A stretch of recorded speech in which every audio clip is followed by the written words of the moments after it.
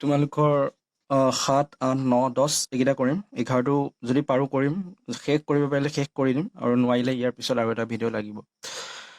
তো এই অংককেইটা অকণমান বেলেগ ধৰণৰ অংক হয়, গতিকে ইয়াত তোমালোকে নিয়ম বুলিবলৈ নাই। মই যেনেকৈ কওঁ তোমালোকে তেনেকৈ মনত ৰাখি ল'বা।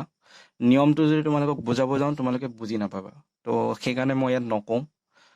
কেনেকৈ কৰিব লাগে মই সেইটো ক'ম, কিয় কৰিছোঁ মই সেইটো নকওঁ, কাৰণ তোমালোকৰ বুজাত অসুবিধা হ'ব। সেইকাৰণে অংককেইটা চাবা কেনেকৈ কৰিম, আৰু প্ৰতিটো অংকই যদি চোৱা ইয়াত যিকেইটা দিয়া আছে বেলেগ বেলেগ ধৰণে আমি কৰিব লাগিব, কাৰণ একচুৱেলি এইকেইটা অলপ বেলেগ ধৰণৰ অংক হয়। তো প্ৰথম প্ৰশ্নটো কৈছে, আটাইতকৈ সৰু কি সংখ্যাক 35, 40 আৰু 105ৰে হৰণ কৰিলে প্ৰত্যেকতে ভাগশেষ 6 থাকিব। মই যিমান পাৰোঁ বুজাবৰ কাৰণে চেষ্টা কৰিমেই তোমালোকক। তো ইয়াত কৈছে কি তিনিটা সংখ্যা আছে, সেই তিনিটা সংখ্যাক আটাইতকৈ কি সৰু সংখ্যাৰে, আটাইতকৈ সৰু কি সংখ্যাক, মানে এই তিনিটা যে সংখ্যা আছে 35, 40,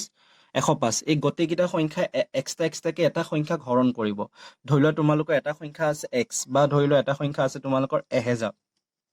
সেই 1000টোক যদি 35ে হৰণ কৰে তেতিয়াও বাকী ৰখিব 6, যদি 40ে হৰণ কৰে তেতিয়াও বাকী ৰ'ব 6, আৰু যদি 105ৰে হৰণ কৰে তেতিয়াও বাকী ৰ'ব 6। মানে প্ৰশ্নটো কৈছে এনেকুৱা এটা সংখ্যা আছে যিটো সংখ্যাক 35, 40 আৰু 105ৰে হৰণ কৰিলে সদায় ভাগশেষ ৰয় 6। এতিয়া সেই সংখ্যাটো আমি উলিয়াব লাগে, ঠিক আছে। তো তাৰ কাৰণে আমি কি কৰিব লাগিব, যিকেইটা সংখ্যা দিয়া আছে সেই সংখ্যাকেইটাৰ আমি লসাগু উলিয়াব লাগিব। তো গতিকে আমি লসাগু উলিয়াওঁ। এইটো যদি চাওঁ আমাৰ 5ৰে হৰণ যাব, 5 7 গুণ 35,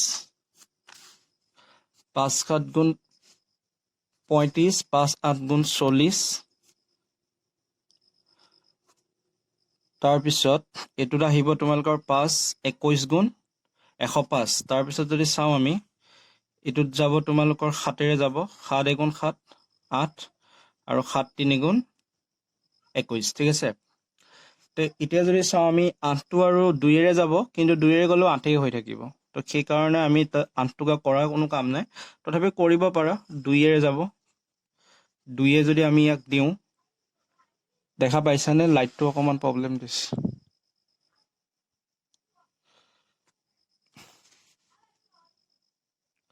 তো এতিয়া যদি আমি 2ৰে ইহঁতক কৰোঁ, 2টো এইটোতো 1এ থাকিব, এই 8টোক যাব 4 বাৰ, 3টোৰ তলত নামি আহিব, তাৰপিছত আকৌ 2য়ে 1 2 3 হ'ল। তো আমাৰ লসাগুকেইটা আহিব এই নিচিনাকৈ, ইয়াত লিখি ল'ব লসাগু।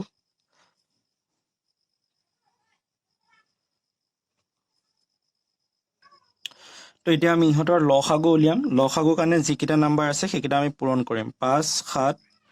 তাৰপিছত 8 আৰু 3। কাৰণ এইকেইটাও তোমালোকে কৰিব পাৰা এনেকৈ 2 2কে, কাৰণ 2 3টা পূৰণ কৰিলেও 8হে আহিব। তো সেইকাৰণে মই কি কৰিছোঁ, ডাইৰেক্ট এইখিনিৰ পৰাই কৰি দিছোঁ, 5 7 8 3।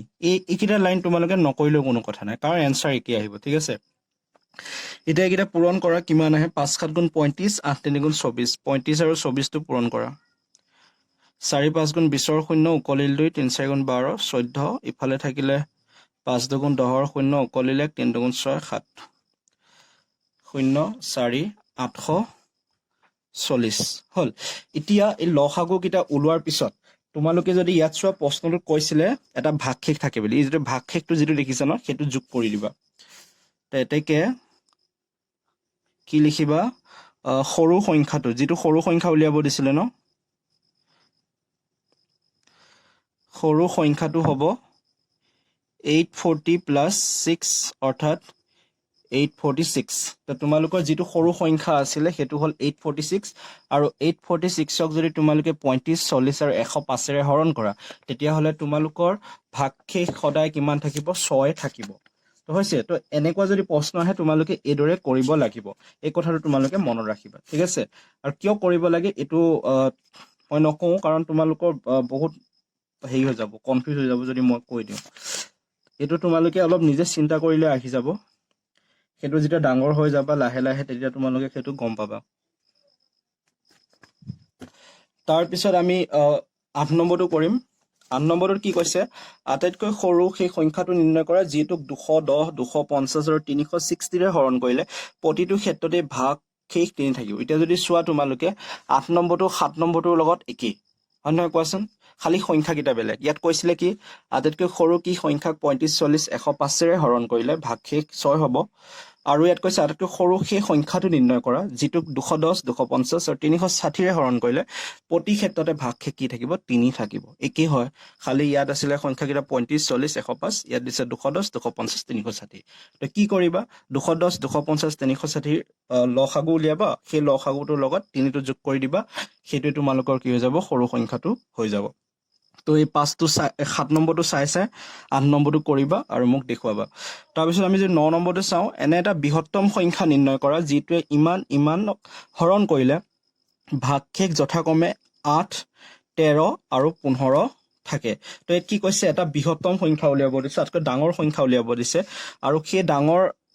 সংখ্যাটোক যদি আমি সেই ডাঙৰ সংখ্যাটোৱে যদি আমি 399 438 আৰু 542ক হৰণ কৰোঁ তেতিয়াহ'লে কি হয় এবাৰ ভাগশেষ হয় 8 এবাৰ ভাগশেষ হয় 13 এবাৰ ভাগশেষ হয় 15 কথাটো বুজিছা এনেকুৱা এটা সংখ্যা বিচাৰিব দিছে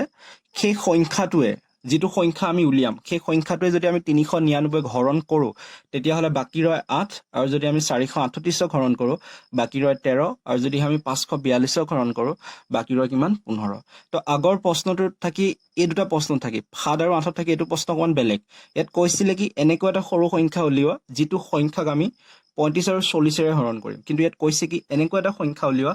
যিটোৱে আমি 399 438 আৰু 542ক হৰণ কৰিম তো কথাখিনিত অকণমান ইফাল সিফাল আছে গতিকে সেইটোত তোমালোকে কি নকৰিবা কনফিউজ নকৰিবা তো এই দুটা কৰা নিয়মটো বেলেগ এই অংকটো কৰাটো নিয়মটো বেলেগ ইয়াত আমি উলিয়াব লাগিব গৰিষ্ঠ সাধাৰণ উৎপাদক কাৰণ কি কৈছে বৃহত্তম সংখ্যা তো সেই গৰিষ্ঠ শব্দটোৱে বৃহত্তম বুজায় গতিকে ইয়াত আমি কি উলিয়াব লাগিব গৰিষ্ঠ সাধাৰণ উৎপাদক উলিয়াব লাগিব ঠিক আছে তাৰ আগতে আমি আৰু এটা কাম কৰিব লাগিব তো তাৰ আগতে আমি কৰিবলগীয়া কামটো হ'ল প্ৰথমে লিখিবা 9 নম্বৰটো লিখিবা যে সংখ্যা কেইটা দিয়া আছে সংখ্যা কেইটা যিটো দিয়া আছে সেইটো লিখি ল'বা 399 438 542 হ'ল এতিয়া ভাগশেষ কেইটা লিখিবা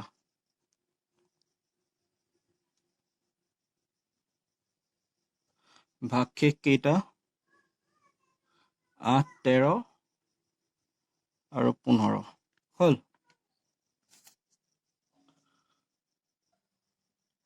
তো এই যে ভাগশেষ কেইটা আছে এইটোৰ কাৰণে এইটো ভাগশেষ এইটোৰ কাৰণে এইটো ভাগশেষ এইটোৰ কাৰণে এইটো ভাগশেষ তো এটা আমি এটা এটাকে প্ৰথমে বিয়োগ কৰিব লাগিব 399 ৰ পৰা 8টো বিয়োগ কৰিব লাগিব যিমান পাম 438 ৰ পৰা 13টো বিয়োগ কৰিব লাগিব আমি যিটো পাওঁ সেইটো কৰি লিখিম 542 ৰ পৰা আমি কি বিয়োগ কৰিব লাগিব 15 বিয়োগ কৰিম এটা এইকেইটা বিয়োগ কৰা এইটোৰ পৰা বিয়োগ কৰিলে 391 পাবা এইটোৰ পৰা বিয়োগ কৰিলে 8ৰ পৰা 3 গ'লে 5 3ৰ পৰা 1 গ'লে 2 425 এইটো 2ৰ পৰা 5 যাব নোৱাৰিব 1 ঢাললে 12 12ৰ পৰা 5 গ'লে 7 ইয়াত থাকিব 3 3ৰ পৰা 1 গ'লে 2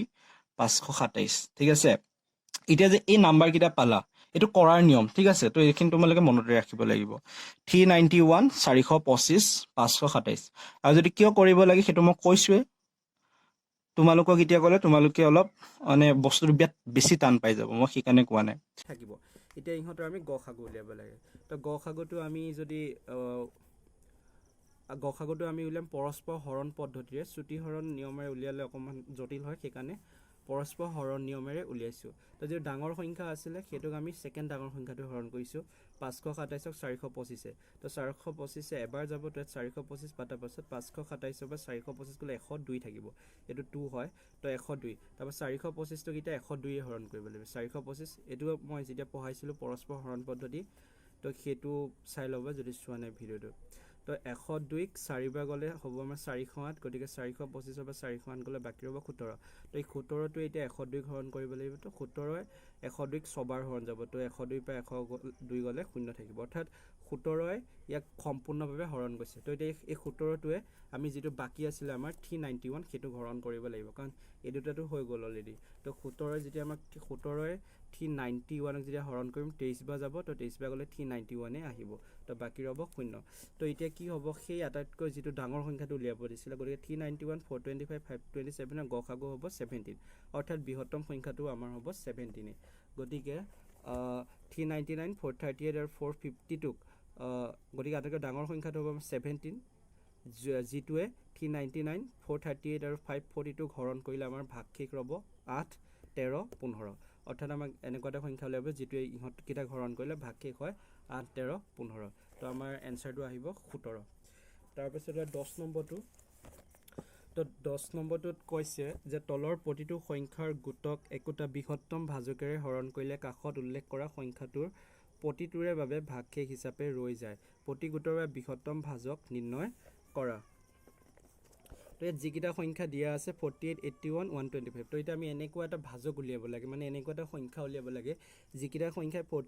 যিটো সংখ্যাই 48 বা 81ক বা 125ক হৰণ কৰিলে ভাগশেষ কিমান হ'ব 4 ঠিক একেদৰে এইটোতো আমি তেনেকৈ কৰিব লাগে এনেকুৱা এটা সংখ্যা বিচাৰিব লাগে যিটো সংখ্যা ইহঁতক হৰণ কৰিলে ভাগশেষ ৰ'ব 2 আৰু কি উলিয়াব আছে আটাইতকৈ বৃহত্তম মানে কি উলিয়াব লাগিব আমি গসাগু তো প্ৰথমে এইকেইটা আমি গসাগু উলিয়াম গসাগু উলিওৱাৰ আগতে আমি ভাগশেষটো বিয়োগ কৰি ল'ম তো 48ৰ পৰা প্ৰথমে 4টো বিয়োগ কৰিম 44 হ'ব 81ৰ পৰা 4টো বিয়োগ কৰিম 77 120 পৰা 4টো হ'লে 121 অৰ্থাৎ যিটো ইয়াত দিয়ে থাকিব সেইটো আমি ইহঁতৰ পৰা বিয়োগ কৰি ল'ম তাৰপৰা এতিয়া পৰস্পৰ হৰণ পদ্ধতি ইহঁতৰ গসাগু উলিয়াম তো 121ক 77এ হৰণ কৰিম তো 77ক 120ক 121ক 77 এবাৰ যাব তো বাকী ৰ'ব আমাৰ 44 তো 44 এতিয়া 77ক কৰিব লাগিব সেইটো এবাৰে যাব তো 77ৰ পৰা 44 গ'লে 33 থাকিব তো এতিয়া 44ক 33 কৰিব লাগিব তো এবাৰ যাব 33 বাকী ৰ'ল 11 33 কৰিলে তিনিবাৰ যাব তো বাকী ৰ'ব 0 তো যেতিয়া বাকী 0 ৰ'ব তো 11টোৱে তেতিয়া আকৌ আমি 44টো কৰিব লাগিব তো 11টোৱে 44ক কৰিলে 4বাৰ যাব তো বাকী ৰ'ব 0 অৰ্থাৎ 44 77 121 গসাগু হ'ল আমাৰ 11 আৰু সেই বৃহত্তম সংখ্যাটো যিটোৱে ইহঁতকেইটাক হৰণ কৰিলে 4 বাকী ৰয় সেইটো হৈছে আমাৰ বাবে এতিয়া 11 তো এনেকেই বাকী গোটেইকেইটা কৰিব পাৰিব